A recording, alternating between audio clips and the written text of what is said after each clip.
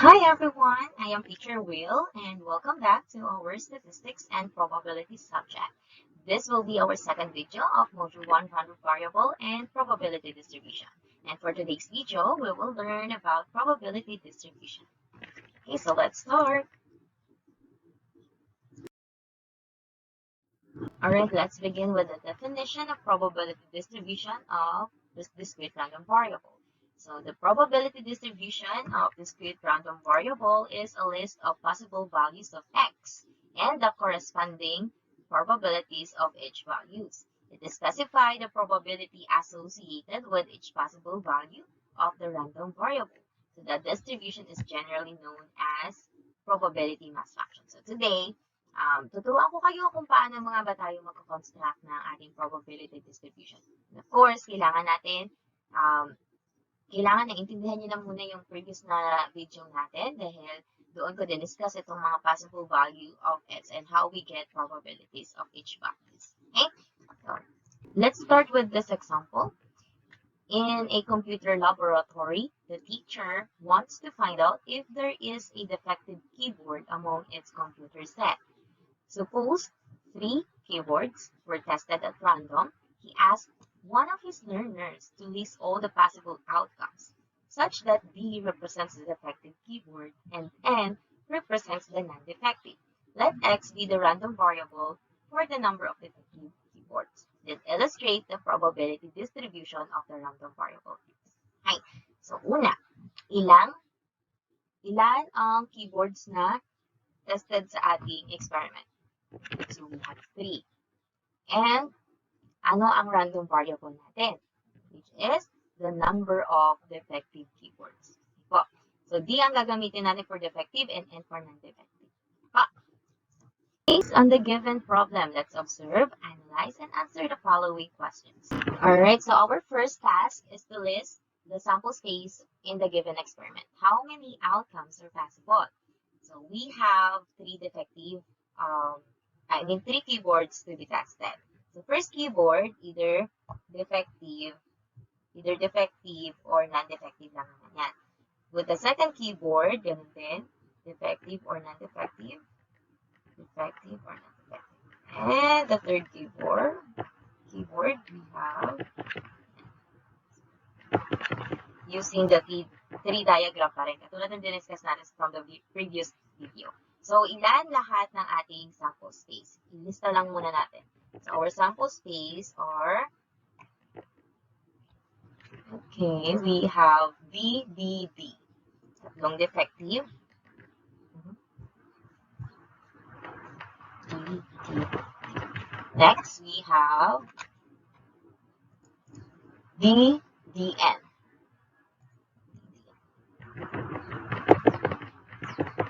Next, we have D and D.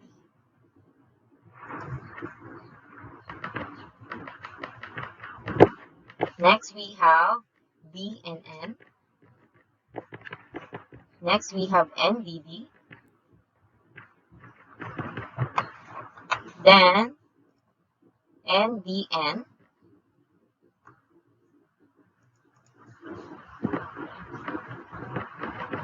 Then, NND. Then, NNN. Lahat ay non-defective.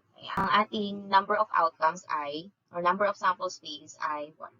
The number of sample space natin is, so we have 1, 2, 3, 4, 5, 6, 7, 8. Wala lahat. Next task is to construct a table showing the number of defective keyboards in each outcome and assign this number to this outcome. The question is, what is the value of the random variable x? So let's fill up lang itong ating table para mas madali tayong makapag-assign ng mga values. Okay. We have yung mga kaninang na-identify natin, DDD, DDN, DND, DNN, NDD, and NDN, NND at NN. So, yan lahat. Excuse lang sa sulat ko, medyo pangit. Baguhan pa mo. Alright, so first outcome, D, D, D. So, ilan ang defective natin dyan? We have 3. How about the second? We have 2. Dito naman ay mayroon tayong dalawa din. Dito may isang defective. Next, mayroong dalawang defective. Dito may isa.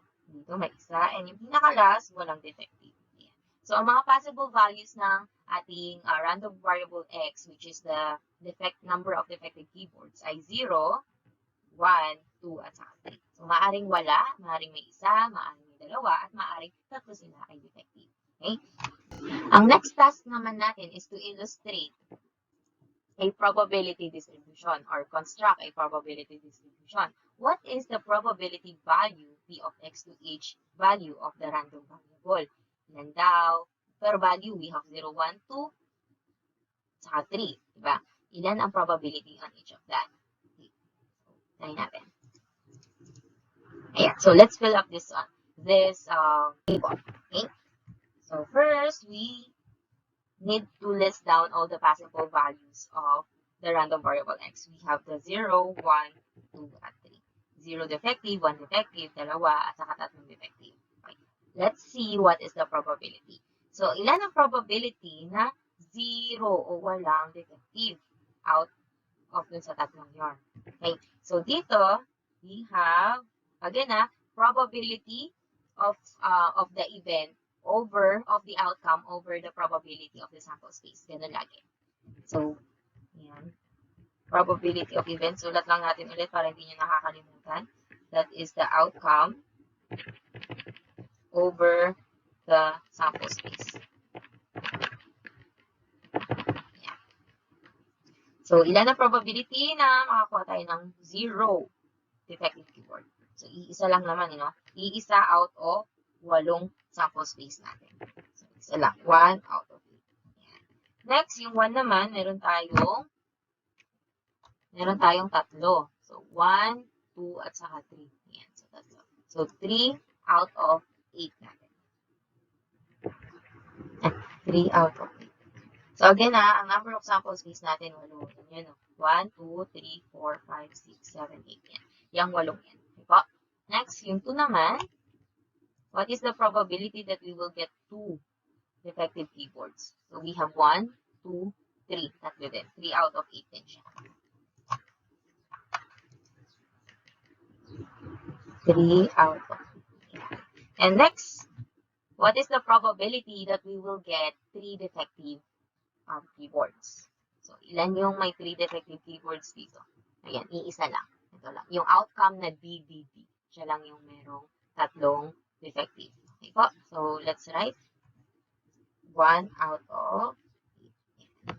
So, that is the probability distribution. Ito na po yung probability distribution natin. It composed, sabi nga natin sa definition, it composed the all possible values of your random variable x and its corresponding probabilities. Ayan, ganun lang po siya. Alright, so next task, what is the sum of the probabilities of all values of random variable?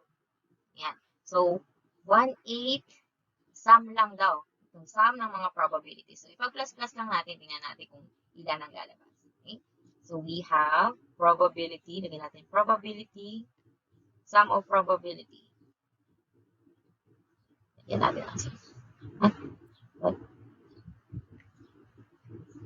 The sum of probability of P of x. Yeah. So, we have 1 over 8 plus 3 over 8 plus 3 over 8 plus 1 over 8. Yeah. So, since pare-parehas lang naman ang denominator, madali lang ipag-add yan. 1 plus 3 plus 3 plus 1 lang. So, that is equal to 8 over 8, which is 1. 8 divided by 8 is 1. Kahit yung decimal form niya, kung nahihirapan kayong mag-add ng mga fractions. Ayan. So, pwede rin na 0.125 plus 0.375 plus 0.375 plus 0.125. So, kung titingnan nyo, paano nga ba na-solve yung ating, paano nag-convert? Alam nyo naman siguro mag-convert na ganyan. O, pwede naman sa calculator, pakita nyo lang 1 over 8, that will give you 1.25 or 1 divided by 8. So, ipag-add lang natin 0.125 plus 0.375 plus 0.375 plus 0.125. We have also equal to 1. Okay? So, kung mapapansin ninyo, ang sum ng probabilities natin dito sa ating probability distribution is equal to 1. Diba? Let's see naman yung next.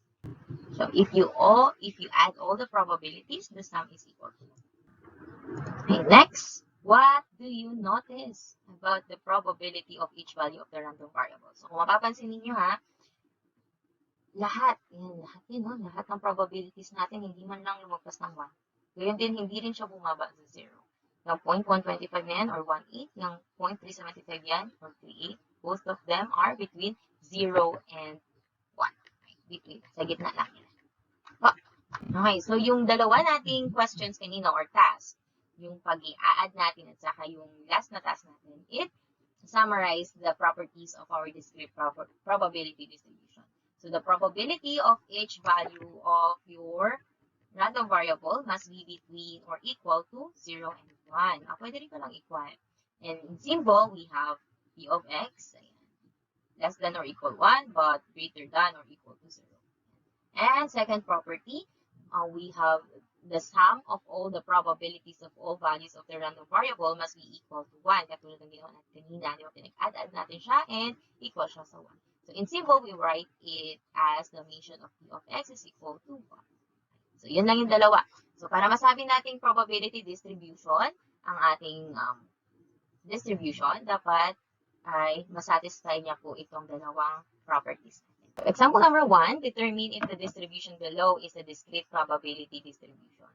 So, here, yung x natin, ito yung mga values ng random variable. And p of x, ito yung mga corresponding probabilities niya. Okay. So, let's see if it can satisfy our first property. So, sabi natin sa first, dapat yung mga probabilities daw ay hindi lalagpas ng 0 or ng 1. Okay, so yung 1/3 or in decimal, that is 0.33. 0.33, that is, nasatisfy naman niya kasi less than 1 siya or but greater than 0 naman siya. Okay, so nasatisfy niya yung first property. How about the second property? Sabi dun sa second property natin, dapat pag pinag-add mo siya, ay mag-equal siya sa 1. So, try natin ipag-add. So, summation of p of x.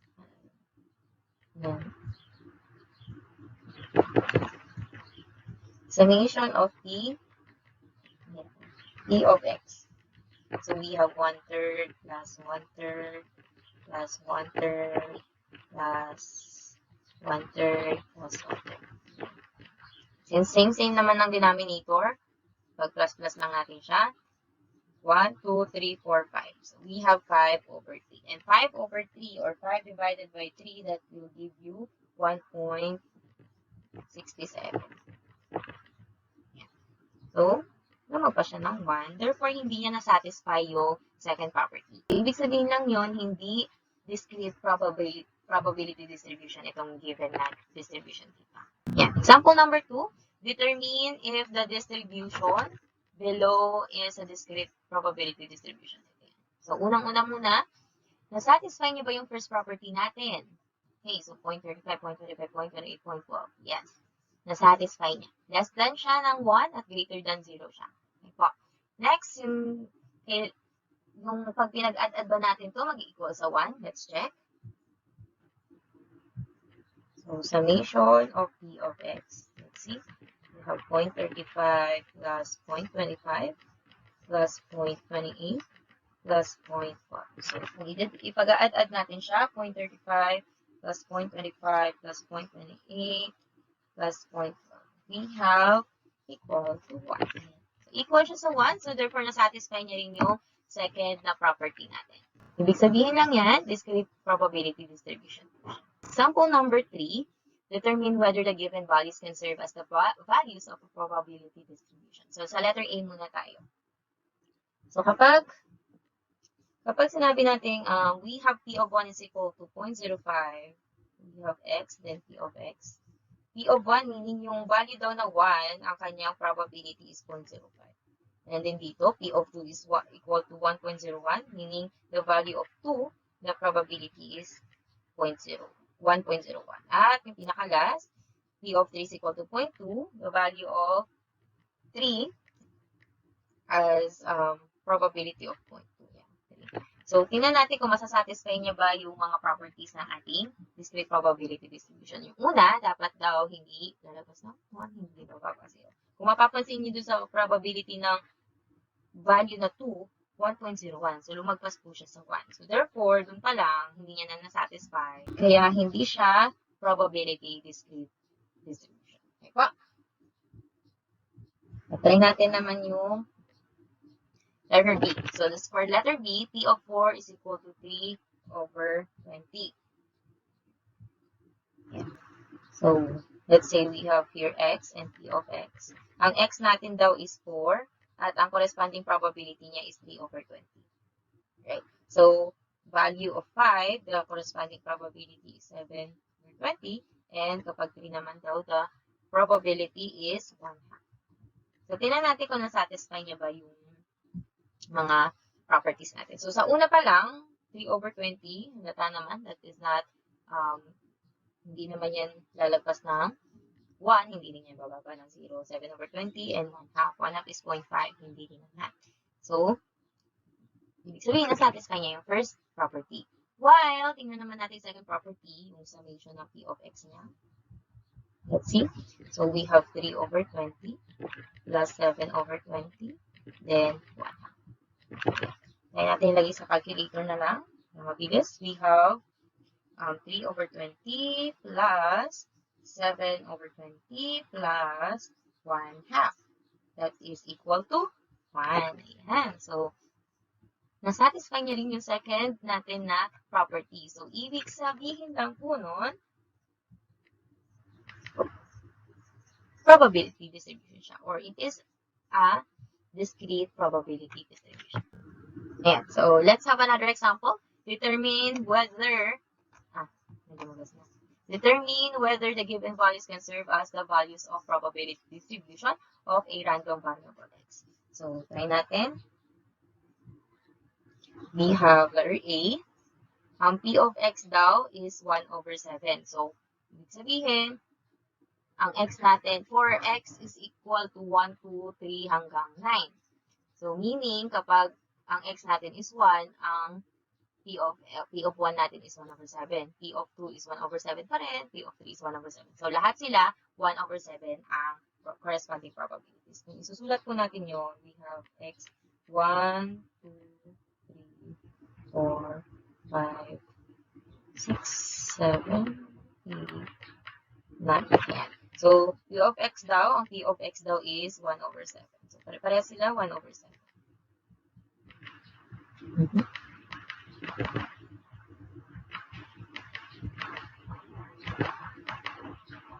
Ayan. Okay, so nasatisfy niya kaya yung first na property? Yes, kasi ang 1 over 7 naman po, less than 1 at hindi naman din bababa ng 0. Okay, so, ibig sabihin, itry naman natin yung second property. Kapag pinag-add-add ba natin lahat ng probabilities, mag-equal to 1. Try natin. So, summation of P of x. So, since we have 1 over 7 plus 1 over 7 plus 1 over 7 plus 1 over 7 plus 1 over 7 plus 1 over 7 plus 1 over 7 plus 1 over 7. Yan na. 1, 2, 3, 4, 5, 6, 7, 8. Wala. Plus 1 over 7. Ayan. So, 9, ipag-add natin yung 9 na 1 over 7, that will give us 1, 2, 3, 4, 5, 6, 7, 8, 9, 9 over 7. Which is kapag divide po natin yan, 9 divided by 7, magpas na po siya, that is 1.28. So, therefore, hindi niya po nasatisfy yung second na property, kaya hindi, yung letter A natin, hindi po siya discrete probability distribution. Okay pa? So, sa letter B naman natin, 12, ang P of x daw is 12 over 12z. So, we are z, dapat z pala to. Z to guys, z. Z yan. Ang z natin is 1, 2, 3, at 4. So, okay, try ko natin. Ang x natin, ang z natin ay 1, 2, 3. At ang p of z natin ay 12 over 25z. Okay, try muna natin. So, isa-substitute lang natin yung z natin doon sa z ng ating p of z. Okay, so 12, 25 times 1. So, 25 times 1 is 25 lang din, kaya 12 over 25 ang p of x natin. P of z. Next, yung gawin muna natin ito. Kapag naman po 2. So, 25 times 2. So, that will give us 12 over 50. Tama? 25 times 2. Next, we have 12 over 25 times 3. So, 25 times 3, that is 75. Tama? So, 12 over 75. 12 over 75. Next, yan. So, 12 over 25 times 4 naman. 4 naman po yung z natin. So, that is 100. 12 over 100. So, nasatisfy niya ba ang ating first property na kailangan ay less than 1 siya at hindi siya din bababa ng 0. So, nasatisfy naman niya. Wala namang lalagpas dyan ng 1. So, kasi 12 over 25. Di pa umabot ng 25. Tandaan nyo magiging 1 niya kapag parehas yung denominator at numerator. Kasi, kunwari, 25 ang denominator. So, meaning, 25 divided by 25, that is 1. So, kung less than naman siya sa denominator ninyo, alam niyo na dapat na ito ay hindi po, ito ay hindi lalagpas ng 1. Or ito ay less than 1 na talaga. Nabura ko yun ba? So, next, yung second property, pag-add lang natin po siya. Add lang natin yung p of z natin. So, we have 12 over 25 plus 12 over 50. 50 plus 12 over 75 plus 12 over 100. So, pag-add lang natin siya sa ating calculator. 12 over 25 plus 12 over 50 plus 12 times 2 plus 12 over 100. So, that is equal to 1. So, nasatisfy niya rin yung second na property. So, therefore, itong ating probability, itong letter B is a discrete probability distribution. Natin kung meron pa isang example. Ayan, wala. So, that's it muna for our probability distribution. We will have part 2 of this video of the lesson probability distribution on the next video. So, thank you again, and make sure to hit the notification bell to get updated with our lessons. See ya!